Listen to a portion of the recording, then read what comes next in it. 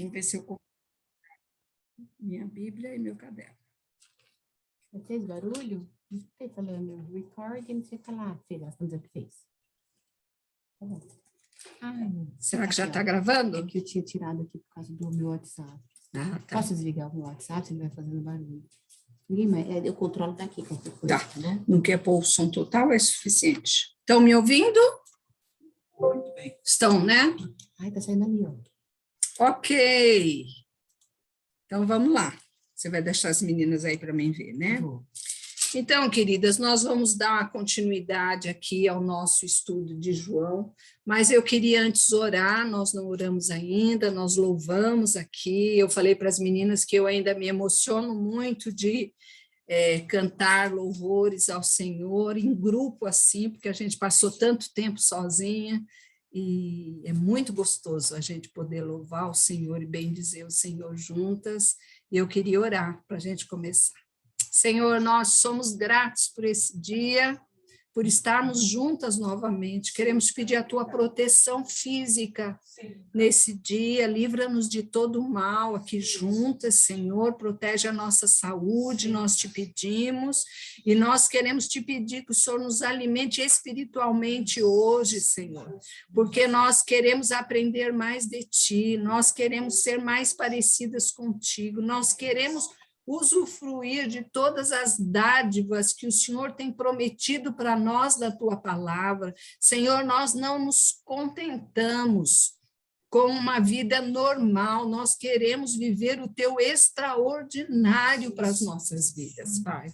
O normal nós já temos vivido, nós queremos o extraordinário, nós queremos ver o teu mover nas nossas vidas, nós queremos ver as respostas de oração, nós queremos ver os teus milagres nas nossas vidas, nós queremos ver a manifestação do teu poder, e nós queremos ser, Senhor, fortalecidas no teu poder para levar a tua mensagem para aqueles que estão perto de nós e para aqueles que o Senhor colocar, que nós tenhamos uma palavra de fé, de esperança e de encorajamento. Fala conosco hoje através deste estudo que vai falar do Espírito Santo, o nosso encorajador, o nosso consolador, ó Pai. Vem falar conosco, vem nos ensinar, em nome de Jesus. Amém. Amém. Meninas, como eu falei ainda agora, nós estamos numa série de estudos chamadas E Agora, João? São princípios do discipulado no Evangelho de João. Nós temos feito esses estudos na nossa igreja já há algum tempo, sobre o discipulado. Esse é o ano do discipulado, temos enfatizado isso no meio da igreja, nos grupos, o quão importante é que a gente entenda que somos discípulos de Cristo e que estamos fazendo discípulos. O Senhor nos chamou para isso. O Senhor Jesus falou assim, olha, ide por todo mundo, fazendo discípulos, ensinando-os a guardar a minha palavra, batizando-os em nome do Pai, do Filho e do Espírito Santo. Aquilo que temos aprendido, não podemos ficar só para nós, nós precisamos repartir, nós precisamos levar para outras pessoas. É bom para mim? Jesus é bom para mim? Então por que eu vou guardar só para mim? Tenho recebido suas bênçãos, então por que vou esconder essas respostas de oração e essas bênçãos? Não, eu tenho que levar isso adiante, levar isso para outras pessoas. E hoje nosso estudo vai estar baseado em João 16, de 7 a 13. Ele vai falar sobre o apoio do Espírito Santo no discipulado. É muito interessante porque nós temos um Deus trino, que é Deus Pai, Deus Filho e Deus Espírito Santo. Nós temos 3 em 1. Nós temos 3 que são um só. Eles são iguais, diferentes em funções, mas em essência eles são iguais. Em Gênesis, já lá no comecinho, no versículo 2, fala, e o Espírito de Deus pairava sobre as águas. O Espírito Santo de Deus já estava lá na criação. Nós vemos no Velho Testamento que o Espírito Santo de Deus era dado, era concedido a cada pessoa com um objetivo especial. O Espírito Santo era dado para um rei, né? Quando Deus escolhia um rei, o Espírito Santo de Deus ficava ali com aquela pessoa, para usar aquela pessoa para a glória de Deus. Mas também quando aquela pessoa se afastava, quando aquela pessoa pecava, aquela unção do Espírito era retirada dele, né? Mas já se falava, já depois nos livros dos profetas, eles falam que no final dos tempos o Espírito seria derramado sobre todo ser humano. Os jovens sonhariam, os idosos teriam visões, né? O Espírito seria derramado para todos. E quando Jesus fala aqui no Evangelho de João, ele fala várias vezes sobre que, no capítulo 1, versículo 32, ele fala no batismo de Jesus, que o Espírito Santo veio em forma de pomba sobre a vida de Jesus. No versículo 3:5 fala que nenhum indivíduo pode entrar no reino de Deus se não nascer da água e do Espírito. No capítulo 7, fala, Jesus diz que aquele que nele crê, do seu interior fluirão rios de águas vivas, e deixou claro que essa experiência era resultado da ação do Espírito Santo de Deus nas nossas vidas. Quando o Espírito Santo de Deus vem nas nossas vidas, um rio começa a jorrar de dentro de mim. A presença poderosa dele alcança aqueles que estão ao meu redor. Capítulo 14, versículo 16, Jesus apresenta o Espírito Santo como o outro consolador. Por quê? Porque até então os discípulos tinham Jesus. No capítulo 14, 15 e 16, Jesus começa a falar para aqueles discípulos, predizendo a sua morte. Os discípulos começam a ficar entristecidos, Jesus começa a consolar eles e fala, olha, eu não vou deixar vocês órfãos, eu não vou deixar vocês sozinhos, olha, eu vou lá na casa do meu pai, vou preparar lugar, mas eu volto, porque onde eu estou, eu quero que vocês estejam também, mas é necessário que eu vá para que o Espírito venha. É necessário que Jesus passe pela morte, ressurreição e ascensão, para que o Espírito venha, o Espírito do próprio Jesus. Jesus, carne, foi, mas o Espírito veio para sempre habitar conosco. Nós somos a habitação permanente do Espírito Santo de Deus. Habitação permanente. Todo aquele que crê, todo aquele que recebe Jesus como Senhor e Salvador da sua vida, tem esse poder vivendo em você. No capítulo 14, 17, ele fala que o Espírito da verdade, o Consolador. Eu quero ler esses textos novamente com vocês. Capítulo 14 de João, versículo 16 e 17, ele fala assim, eu rogarei ao Pai, e ele vos dará outro Consolador. É interessante essa tradução de outro, porque ela quer dizer que é um outro igual. Não é um outro diferente, é um outro igual àquele que eles já tinham. E eu rogarei ao Pai, e ele vos dará outro Consolador, a fim de que esteja para sempre convosco, morada permanente. Temos o Espírito Santo permanentemente, o Consolador, o ajudador, o encorajador, a fim de que esteja para sempre convosco. O Espírito da verdade, que o mundo não pode receber. Por que o mundo não pode receber? Porque o mundo está na mentira, está no engano, porque o mundo está nas trevas. Quando ele fala mundo aqui, ele fala aquele povo que não é dele.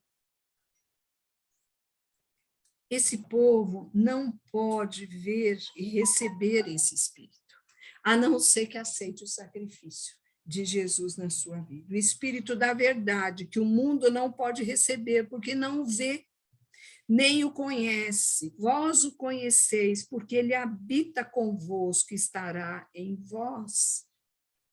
Ele habita conosco e ele está em nós.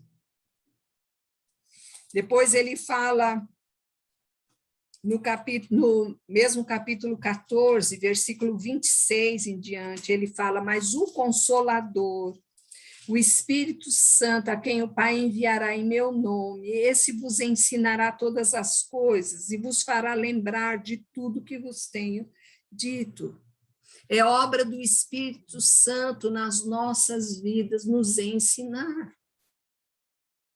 É por isso que quando nós tomamos uma decisão para seguir a Jesus, e o Espírito Santo de Deus vem habitar em nós, nós abrimos a Bíblia e nós começamos a compreender o que está escrito aqui. Por quê? Porque ele foi aquele que inspirou a palavra de Deus. E ele é aquele que nos faz entender aquilo que ele escreveu. O Espírito é aquele que nos ensinará todas as coisas e nos fará lembrar de tudo que vos tenho dito. Capítulo 15, nós vimos semana passada sobre a videira verdadeira, um capítulo espetacular. E aí, no finzinho do capítulo 15, versículo 26, ele fala assim: quando, porém, vier o Consolador, que eu vos enviarei da parte do Pai, o Espírito da verdade, que dele procede, esse dará testemunho de mim. É o próprio Espírito Santo que dá testemunho de Jesus para as nossas vidas, para que nós também possamos levar esse testemunho adiante. Capítulo 16, então, hoje, nós vamos ler do 1 ao 7, ao 11, 12. Tenho-vos dito estas coisas para que não vos escandalizeis. Eles vos expulsarão das sinagogas. Mas vem a hora em que todo que vos matar julgará com isso tributar culto a Deus. Isto farão porque não conhecem o Pai, nem a mim. Ora, estas coisas vos tenho dito para que, quando a hora chegar, vos recordeis de que eu vô-las disse. Não vô-las disse desde o princípio, porque eu estava com vocês, mas agora vou para junto daquele que me enviou. E nenhum de vós me pergunta: para onde vais? Pelo contrário, porque vos tenho dito estas coisas, a tristeza encheu o coração de vocês. Mas eu vos digo a verdade, convém-vos que eu vá, porque se eu não for, o Consolador não virá para vós outros. Se, porém, eu for, eu vou-lo enviarei. Quando ele vier, convencerá o mundo do pecado, da justiça e do juízo. Do pecado, porque não creem em mim. Da justiça, porque vou para o Pai e não me vereis mais. Do juízo, porque o príncipe deste mundo já está julgado. Tendo ainda muito que vos dizer, mas vós não podeis suportar agora. O capítulo 14, Jesus conforta seus discípulos. Ele fala: vou preparar-vos lugar, não vos deixarei órfãos, o mundo vai perseguir vocês, porque também me perseguiu, mas eu vou estar com vocês. E ele fala: aquele que tem os meus mandamentos e os guarda, esse é o que me ama, aquele que me ama será amado por meu Pai, e meu Pai também o amará, e nós viremos e faremos nele morada. O capítulo 15 é o capítulo de admoestação. Olha, eu sou a videira verdadeira e meu Pai é o agricultor. Todo ramo que estiver ligado a mim e der fruto, permanecer. E nisto é glorificado meu Pai, em que vocês deem muitos frutos. Nós somos ligados nessa videira e recebemos a seiva. E ele nos admoesta, ele fala: olha, precisa permanecer em mim. Porque se você não permanecer em mim, você já viu uma flor que você compra um ramalhete e uma delas quebra o talinho?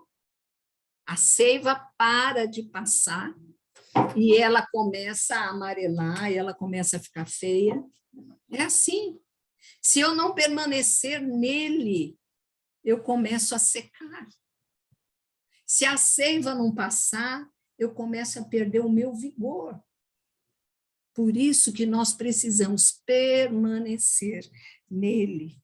E o capítulo 16 é o capítulo da predição.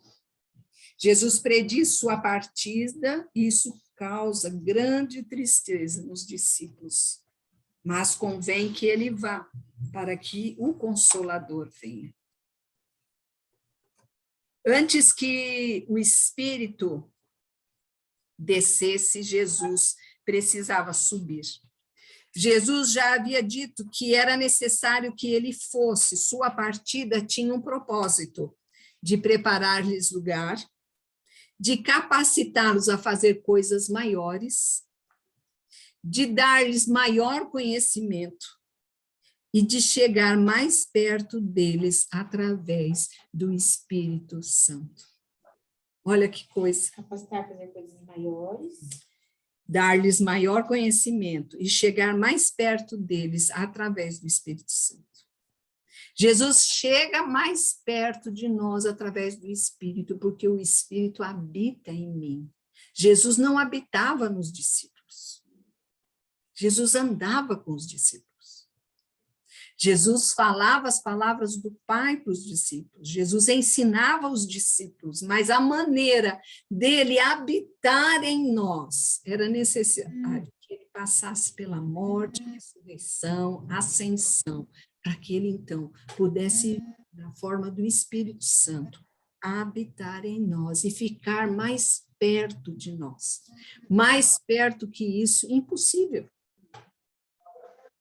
Vou, ele fala no texto, eu vou, mas eu volto para junto de nós. A ênfase desse parágrafo é a obra do Espírito Santo no mundo. Existem 3 verdades aqui, eu quero tentar explicá-la para vocês. A obra do Espírito Santo é convencer o mundo do pecado, porque ele fala aqui no versículo 8, quando ele vier, convencerá o mundo do pecado, da justiça e do juízo. Do pecado, porque não creem em mim. A obra do Espírito é convencer o mundo do pecado. Por quê? Porque o mundo não crê. Por causa da incredulidade do mundo, o mundo rejeita a Cristo e rejeita a sua salvação. Tudo bem aqui? Cristo é bom, é puro e é santo. Rejeitá-lo significa reconhecer-se culpado do crime de se opor à bondade, à santidade e à pureza. O mundo se recusa a crer.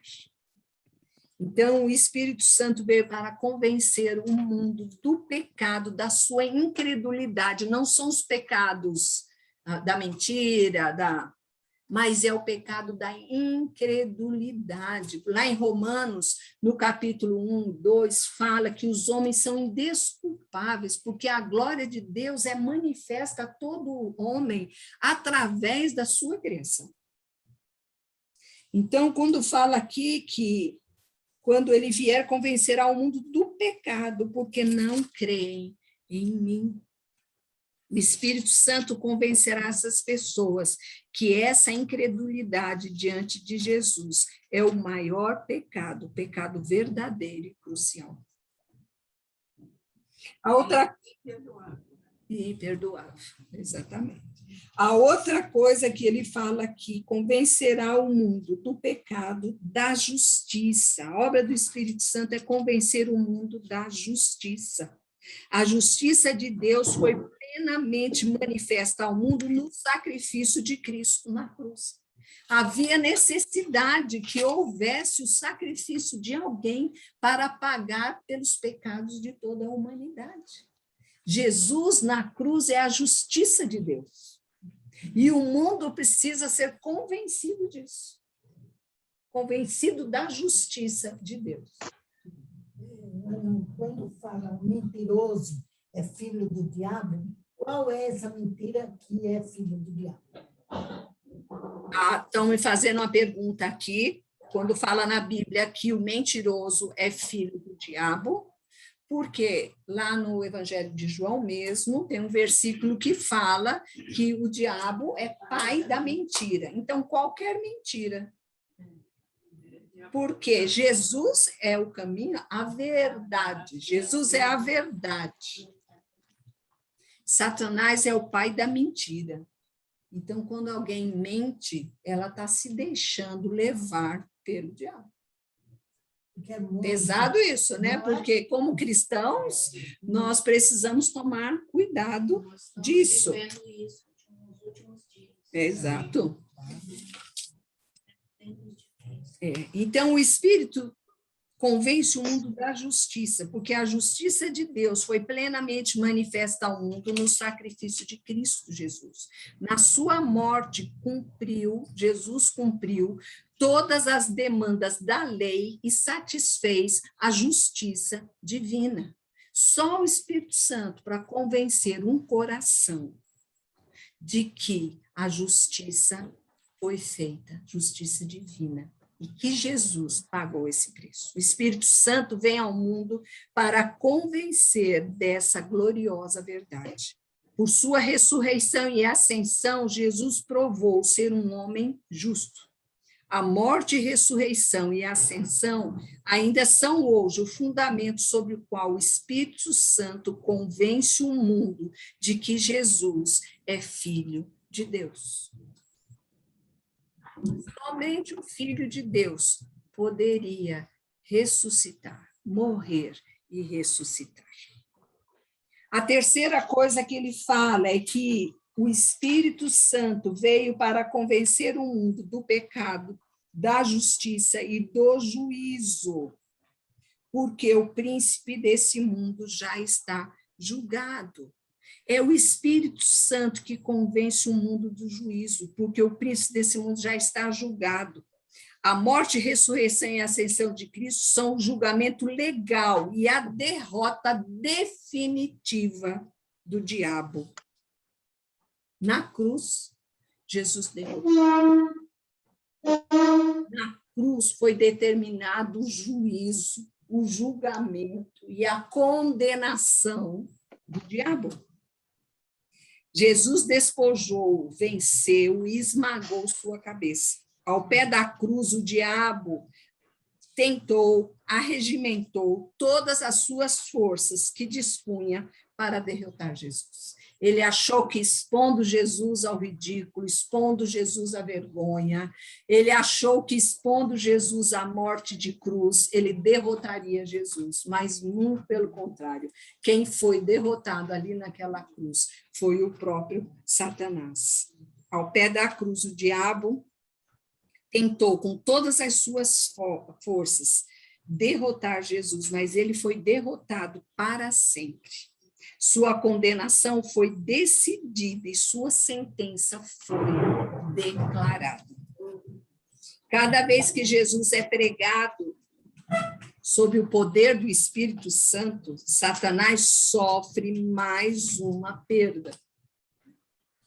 Cada vez que nós pregamos sobre o amor de Deus, sobre o sacrifício de Jesus naquela cruz, Satanás é envergonhado novamente, Satanás é condenado novamente, Satanás é humilhado novamente. Satanás sofre mais uma perda, e cada alma salva é uma nova prova de que o diabo já está julgado. Maravilhoso, não é? E derrotado. Nós não temos o que temer, porque o Espírito Santo habita em mim. Um dos objetivos desta aula hoje é entender a relação do discípulo de Jesus com o Espírito Santo e perceber como não estamos sós na caminhada do discipulado. Antes, Deus age em nós e habita em nós agora, por meio do seu Espírito, que é para nós fonte de poder para realizar nossa tarefa de embaixadores do reino de Deus.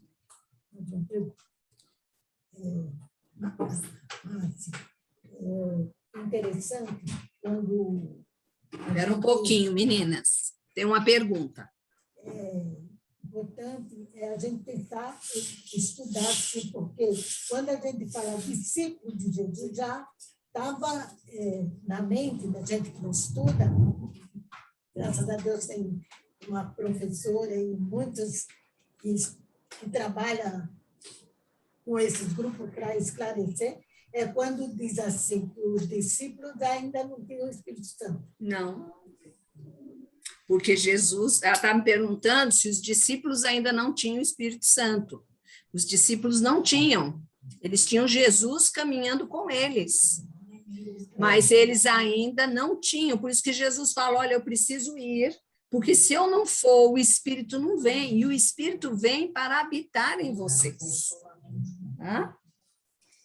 Jesus, nesses capítulos, está preparando seus discípulos para a sua morte e ressurreição. Assim, temos aqui alguns ensinamentos densos e profundos da parte do Mestre, né? O Espírito Santo tem um papel fundamental no projeto da redenção de Deus. Ele estava com Deus desde o princípio. E ao longo da história e das nossas vidas, ele vai estar conosco até nos levar a um encontro com o Senhor Jesus. Né? O Espírito Santo de Deus, que nos foi dado para que nós tenhamos poder para levarmos o seu evangelho adiante.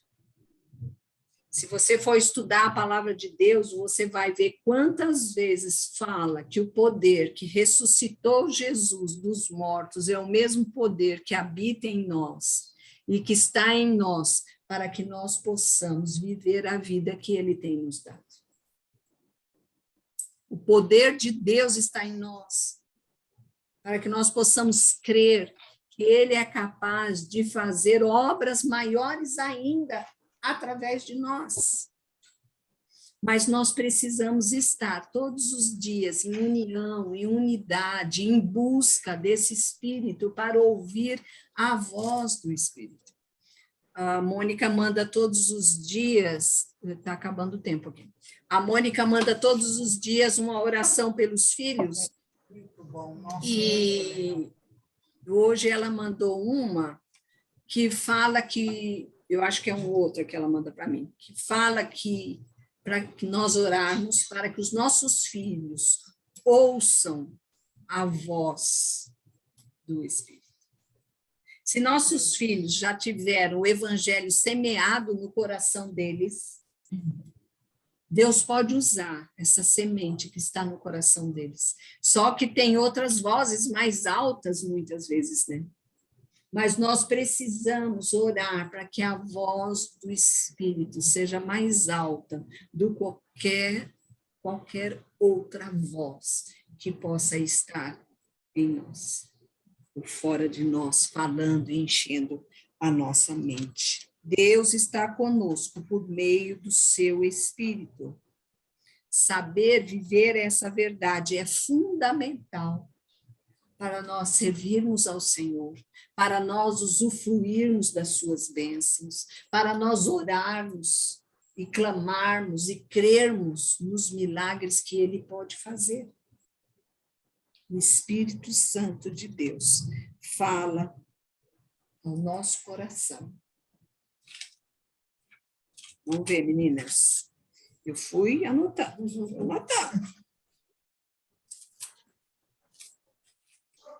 Ups.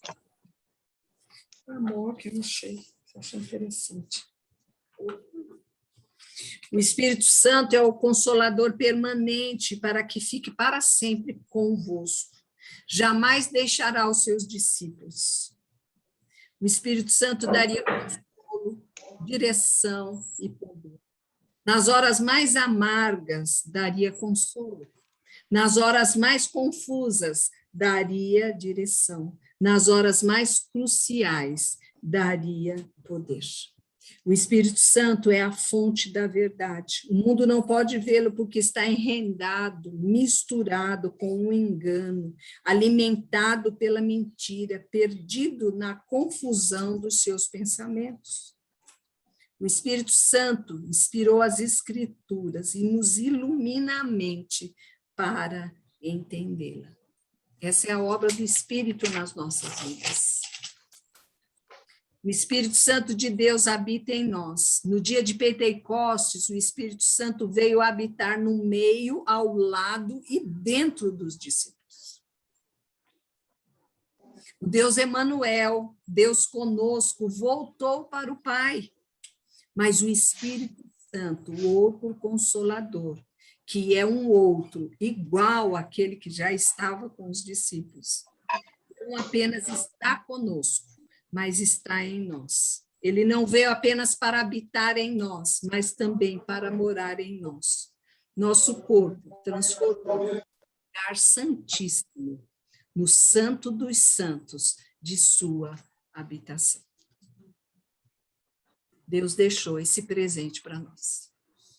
E nós devemos usufruir dessa dádiva, desse presente. Não apagar o espírito, né? Como fala em Tessalonicenses, né? Entristecer, aborrecer, apagar. Mas nós temos o Espírito Santo de Deus, que nos conduz a toda a verdade e nos ensina. Você quer ter uma vida vitoriosa? Você quer ter uma vida plena? Você quer ter a vida abundante que o Evangelho de João fala, que Jesus falou aos seus discípulos? Eu vim para que vocês tenham vida e tenham em abundância. Ele nos deu todos os recursos para que nós possamos ter essa vida em abundância. É isso aí, meninas. Deus abençoe a vida de vocês. A Mônica vai depois gravar isso aí e vai repassar para vocês ouvirem mais uma vez. Tá bom? Deus abençoe aí cada um. Bom?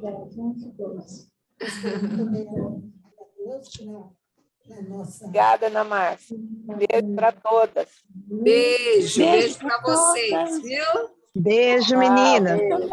Beijo. Tchau. Gente. Olha, nós já oramos por todos os pedidos antes da reunião, viu? Eu vou fazer mais um pedido e botar lá no grupo. Tá bom, bota lá. Beijo. Tá bom, obrigada. Tchau.